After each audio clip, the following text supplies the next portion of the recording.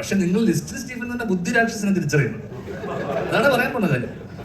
കാരണം പ്രൊമോഷൻ ഇല്ലാതെ ഇന്നത്തെ കാലത്ത് എങ്ങനെ ഒരു സിനിമ ആൾക്കാരിലേക്ക്, ദിലീപേട്ടൻ്റെ സിനിമയ്ക്ക് അതിന്റെ ആവശ്യമില്ലെങ്കിൽ പോലും ഇന്ന് വലിയ വലിയ സിനിമ ലിസ്റ്റിൻ എന്ന് പറയുന്ന ബുദ്ധിരാക്ഷൻ തീരുമാനിച്ചു ഇതിനെ മാർക്കറ്റ് ചെയ്യണം, എങ്ങനെ ഇതിനെ റീച്ച് വരുത്തും,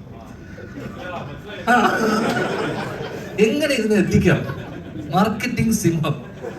അങ്ങനെ ഒരു കള്ളക്കറി നിലയാണ് പുള്ളി.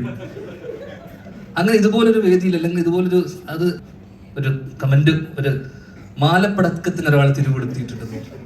സ്വാഭാവികമായിട്ടും ലിസ്റ്റിൻ സ്റ്റീഫന്റെ ഹൈദർ അലി അല്ലേ, അച്ഛന്റെ സ്ഥാനത്ത് നടന്ന ഹൈദർ അലി എന്നെ വിളിച്ചു ചോദിക്കുന്നു,